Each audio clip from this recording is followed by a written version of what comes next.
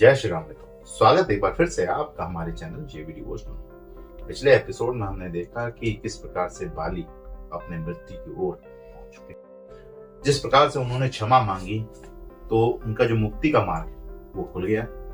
और हमने देखा कि तारा, देवी तारा जो है, वो जब बाली की मृत्यु हुई तो उन्हें ये तो ज्ञात हो गया कि हाँ, कहीं ना कहीं इनको मुक्ति प्रदान की है प्रभु श्री राम जी ने, लेकिन वो उनके बिना नहीं रह सकती। ये चीज उन्होंने प्रभु श्री राम जी को ही बताया।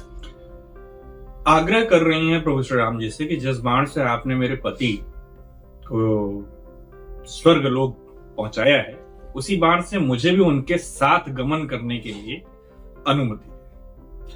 लेकिन कहीं ना कहीं सब लोग समझा रहे हैं कि ये अनीति कर्म होगा। प्रभु श्री राम जी ने मन से वध नहीं, मतलब मन से हत्या नहीं की है, बल्कि कर्म से वध किया है। तो इस चीज को समझना पड़ेगा। लेकिन जो कर्म की परिभाषा थी वो भी देवी तार ने बताया कि मैं उनकी अर्धांगिनी हूँ, कहीं ना कहीं आधा आधा मेरा भी है। तो अभी रुचि हमारी ज्यादातर खासकर ये देखने में है कि जो मेघनाथ जा रहे हैं माता सीता को लेने के लिए, और उनके सामने किस प्रकार का परिदृश्य सामने आएगा। चलिए बिना बहुत कुछ इधर उधर का कहे शुरू करता है एपिसोड 205 पार्ट 1।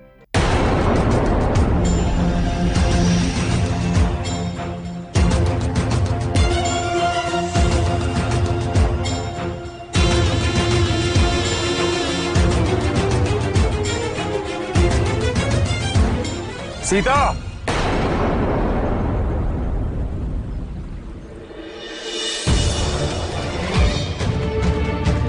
मेरे पिता लंकेश का आदेश है कि मैं आपको विवाह मंडप तक लेके आऊं।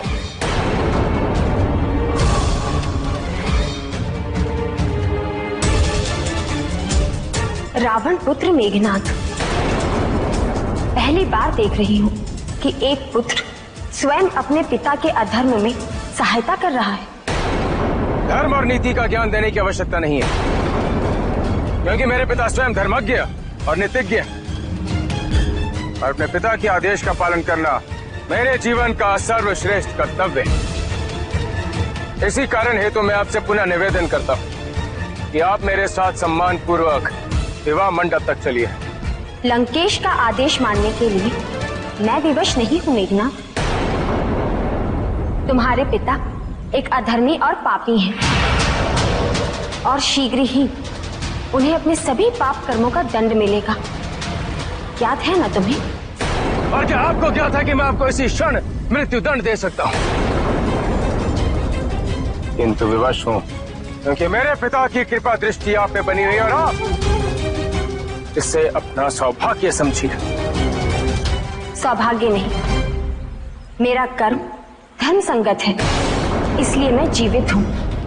तुम्हारे कर्म तुम्हारे पिता के भांति अधर्म से परिपूर्ण है, इसलिए तुम भी अपने पिता के साथ ही मृत्यु को प्राप्त होगे। शांत हो जा स्त्री, एक शब्द और नहीं, अन्यथा अपने पिता की आज्ञा के विरुद्ध जाकर मेरी हत्या करने के लिए मैं विवश हो जाऊंगा।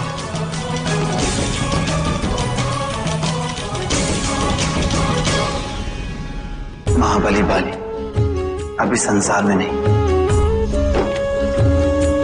किंतु राज्य के उत्तरदायित्व अभी पूर्ण नहीं हुए देवी, और उन्हें मात्र आप पूरा कर सकती हैं।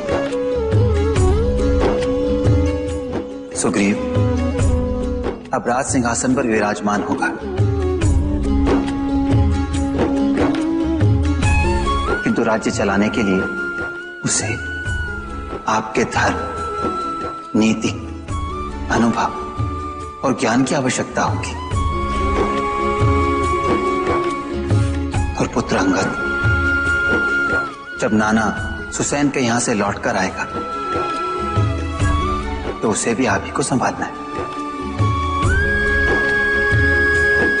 एक पतिव्रता और सती स्त्री होकर कि आप इन सभी उत्तरदायित्वों से मुक्त हो सकती हैं।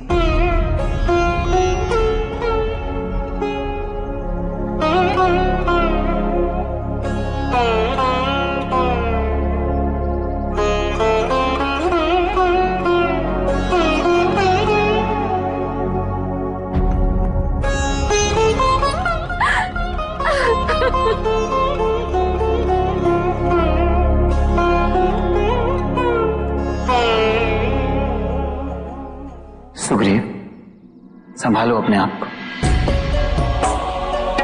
बाली सर्वश्रेष्ठ गति को प्राप्त हुआ है, इसीलिए अब हमें इनके अंतिम संस्कार संबंधी कार्यों को संपन्न करना चाहिए।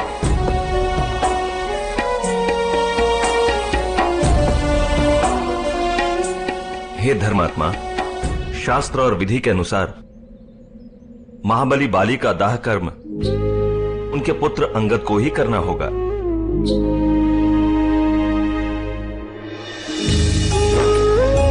अवश्य। केसरी नंदन, पुत्र अंगद को नानाशीष हुसैन के यहां से अतिशीघ्र लाना होगा। अवश्य प्रभु।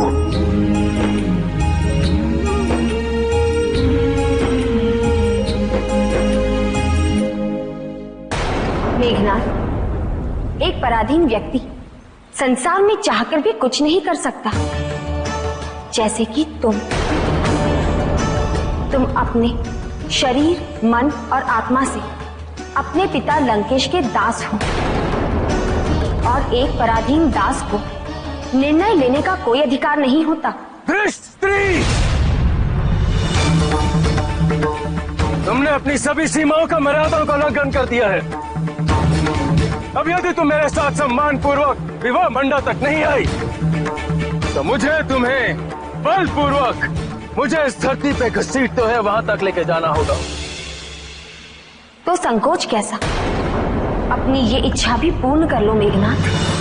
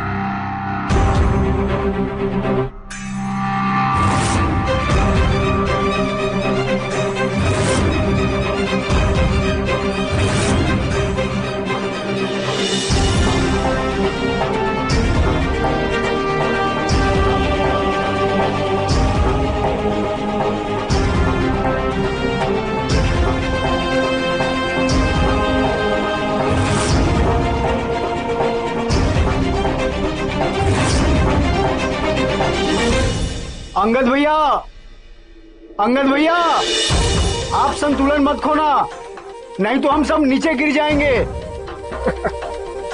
मित्र, चिंता मत करो, चट्टान हिल सकती है लेकिन अंगद का पैर नहीं।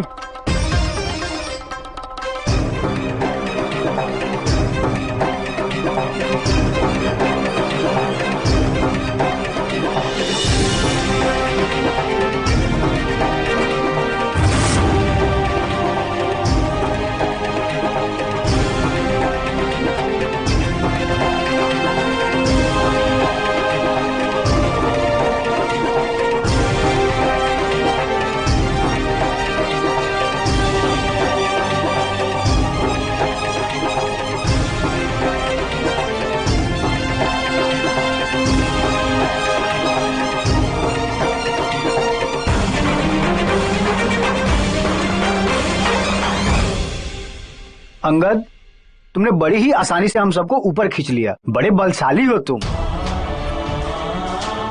अंगद, हम गुरुकुल जा रहे हैं, तुम चलोगे? नहीं मित्रों, अब बहुत विलंब हो गया है, मुझे अपने नाना जी के घर जाना है। चलो मित्रों, हमें गुरुकुल चलना चाहिए, चलो। अंगद, काका हनुमान, आप यहाँ? प्रणाम।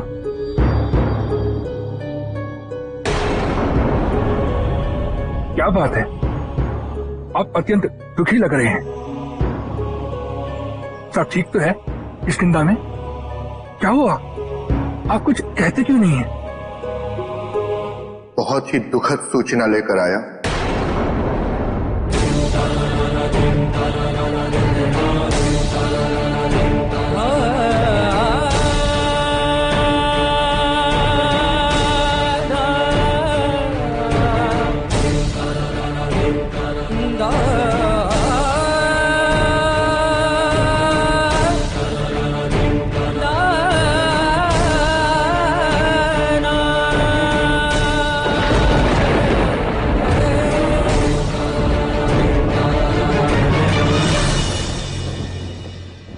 उठो अंगद,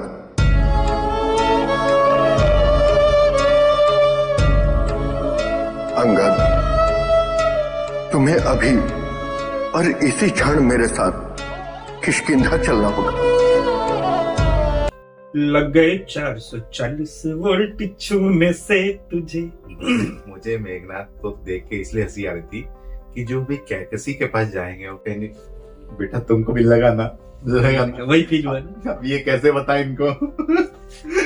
हम दोनों को तो दिखाई, इनको नहीं दिखाई दे रहा है। इस बार तैयारी ही कर रहे हैं शादी की केवल। मेघनाथ ने जिस प्रकार से प्रयास किया, अच्छा उनके सामने जो माता सीता ने कहा वो सत्य था, लेकिन वो कटु था। सत्य हमेशा कटु। पराधीन व्यक्ति कभी भी स्वयं कोई भी फैसले नहीं लेता। आप निर्णय नहीं ले सकते, क्योंकि जो भी रावण निर्णय लेते हैं आप उनका ही पालन करते हो। आप उनका अनुसरण कर सकते हैं। आप पराधीन हैं, मन से, कर्म से, आत्मा से। 2 बार प्रयास किया उन्होंने, दोनों बार सेम 440 वोल्ट का झटका लगा, वो पसर के गिर गए दूसरी बार जमीन पे। देखना है क्या रावण स्वयं भी आएंगे ये प्रयास करने के लिए। वो क्या कहते हैं रावण से कि ऐसा क्या हुआ वहां कि मैं नहीं ला पाया। तो देखते हैं आगे क्या होता है। फिलहाल दूसरी तरफ अभी अंगद के सामने हनुमान जी स्वयं आकर के उनके पिताजी के बारे में सब कुछ बता। अच्छा, अंगद से पहले तो दिखाई नहीं देते, पहली बार पिताजी एक्सपायर होते, फर्स्ट टाइम, मतलब एक ही बार 2-2 बार मरने की खबर सुनेंगे वो।